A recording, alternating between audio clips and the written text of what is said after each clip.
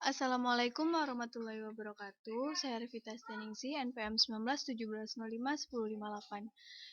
Kali ini kita akan membahas tentang konteks free language guna memenuhi penugasan pada mata kuliah Teori Bahasa dan Otomata. Langsung saja, tata bahasa bebas konteks dan tata bahasa bebas konteks. Bahasa bebas konteks atau CRF adalah sebuah tata bahasa di mana tidak terdapat pembatasan pada hasil produksinya. Contoh pada aturan produksi yaitu A menuju B. Batasan hanyalah ruas kiri. A adalah sebuah simbol variabel, sedangkan contoh aturan produksi yang termasuk CFG adalah sebagai berikut. B menuju C, D, E, F, G dengan D dan F merupakan kapital, dan D menuju B, C, D, E dengan B dan D kapital. Tata bahasa bebas konteks adalah tata bahasa yang mempunyai tujuan sama seperti halnya tata bahasa reguler, yaitu merupakan suatu cara untuk menunjukkan bagaimana menghasilkan suatu untaian-untaian dalam suatu bahasa. Penyederhanaan tata bahasa bebas konteks terdapat 3 cara penyederhanaan. Yang pertama ada penghilang produksi useless atau tidak berguna, yang kedua ada penghilang produksi unit, dan yang ketiga ada penghilang produksi epsilon. Penghilang produksi epsilon. Yang pertama, untuk penghilang produksi useless. Produksi useless didefinisikan sebagai produksi yang memuat sebuah simbol variabel yang tidak memiliki penurunan yang menghasilkan terminal-terminal seluruhnya.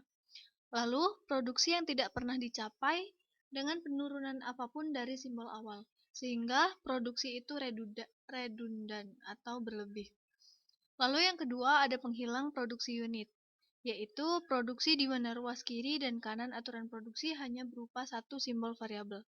Misalkan ruas kiri A dan ruas kanan B, ruas kiri C dan ruas kanan D. Jadi di kedua sisi hanya memiliki satu simbol variabel.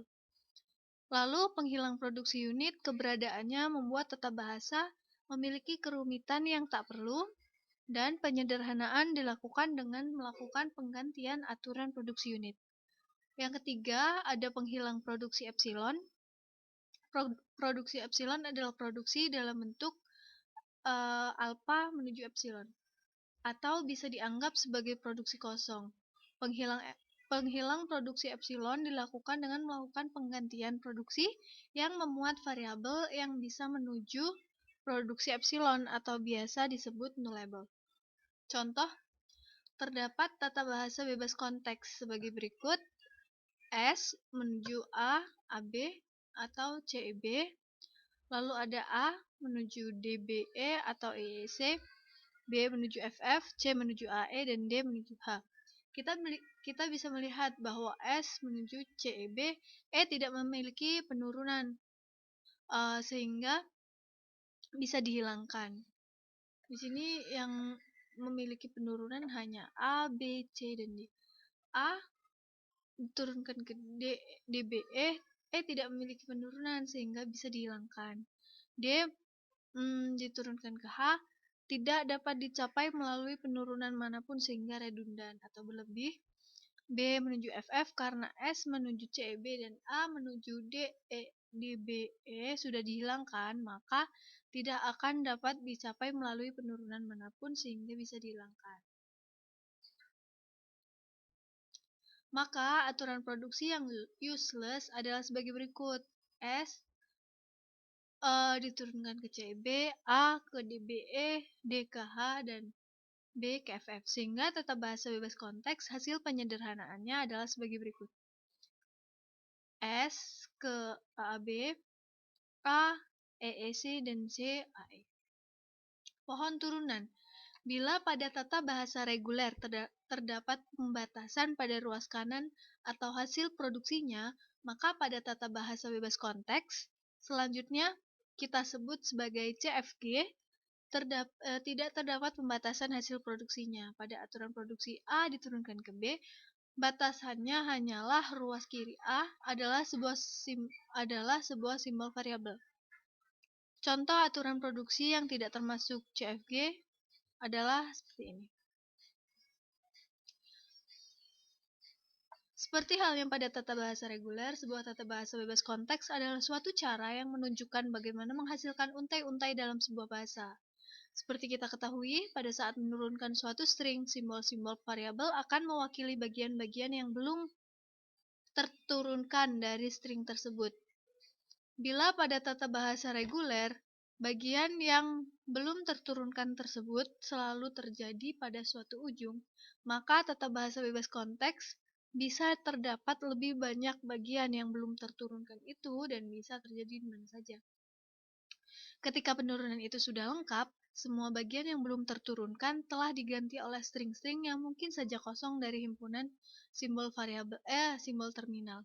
Bahasa bebas konteks menjadi dasar dalam pembentukan suatu proses analisis sintaksis. Bagian sintaks dalam suatu kompilator kebanyakan didefinisikan dalam tata bahasa bebas konteks. Lalu ada parsing. Untuk mengimplementasikan parse diperlukan TBBK, Context Free Grammar. TBBK ini adalah sekumpulan simbol-simbol variabel yang non-terminal yang menunjukkan bagaimana menghasilkan untai-untai yang masing-masing merepresentasikan bahasa.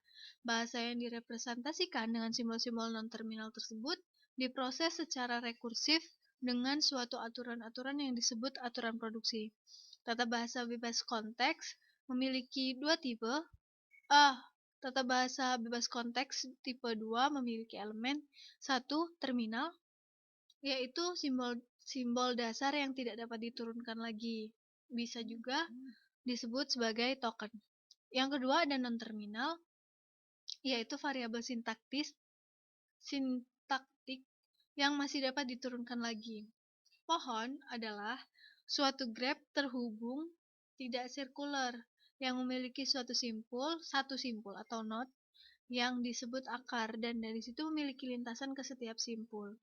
Pohon penurunan berguna untuk menggambarkan bagaimana memperoleh suatu string dengan cara menurunkan simbol-simbol variabel menjadi simbol-simbol terminal. Proses penurunannya dapat dilakukan dengan dua cara. Yang pertama ada penurunan kiri. Simbol variabel kiri diperluas terlebih dahulu, lalu ada penurunan terkanan. Simbol variabel terkanan diperluas terlebih dahulu. Misal, terdapat tata bahasa bebas konteks. S diturunkan ke AAS atau A, dan A diturunkan ke SBA atau BA. Untuk memperoleh untai AABBAA, simbol ini dibaca menurunkan. Dengan penurunan terkiri diperoleh sebagai berikut, dan dengan penurunan terkanan diperoleh sebagai berikut. Meskipun proses penurunan berbeda, namun akan tetap memiliki pohon penurunan yang sama. S menurunkan AAS, menurunkan ASBAS, menurunkan AABAS, menurunkan AABBAS. Jadi ini kan AS, A ini dia BA, jadi AS BAS. Lalu S ada A, jadi S-nya berubah jadi AAB AS, A lagi berubah jadi BA, AABBA, yang terakhir S-nya berubah jadi A. Begitu juga dengan penurunan terkanan. Biasanya persoalan yang diberikan berkaitan dengan pohon penurunan adalah untuk mencari penurunan yang hasilnya menuju kepada suatu untai yang ditentukan. Dalam hal ini perlu untuk melakukan percobaan pemilihan aturan produksi yang bisa menuju ke solusi. Yang selanjutnya ada tata bahasa ambigu atau ambiguitas. Ambiguitas terjadi bila terdapat lebih dari satu pohon penurunan yang berbeda untuk memperoleh suatu nilai. Misalkan terdapat tata bahasa bebas konteks S diturunkan ke A atau B, di mana A menurunkan ke A kecil dan B menurunkan ke A kecil. Untuk memperoleh untai A kecil, bisa terdapat dua cara penurunan. Yang pertama, S menurunkan ke A besar, lalu menurunkan ke A kecil, dan S menurunkan ke B, dan menurunkan ke A kecil, karena S tadi A atau B kan. Contoh lain terdapat tata bahasa bebas konteks, yaitu sebagai berikut. Untuk unta yang sama, A, B, A, C, A. Karena di sini dihasilkan A, B, A, C, A. Dapat dibuat pohon penurunan yang berbeda, maka dapat dikatakan tata bahasa bebas konteks tersebut ambigu. Jadi untuk menunjukkan bahwa suatu tata bahasa bebas konteks ambigu, bisa dilakukan dengan menemukan unta yang memungkinkan pembentukan lebih dari satu pohon penurunan. Ambiguitas dapat menimbulkan masalah pada bahasa-bahasa tertentu, baik pada bahasa alami maupun pada bahasa pemrograman. Bila suatu struktur bahasa memiliki lebih dari suatu dekomposisi atau penurunan, dan susunannya akan menentukan arti, maka artinya menjadi ambigu. Sekian dan terima kasih. Saya mohon maaf apabila terdapat kesalahan, dan kepada Allah saya mohon ampun. Saya akhiri. Wassalamualaikum warahmatullahi wabarakatuh.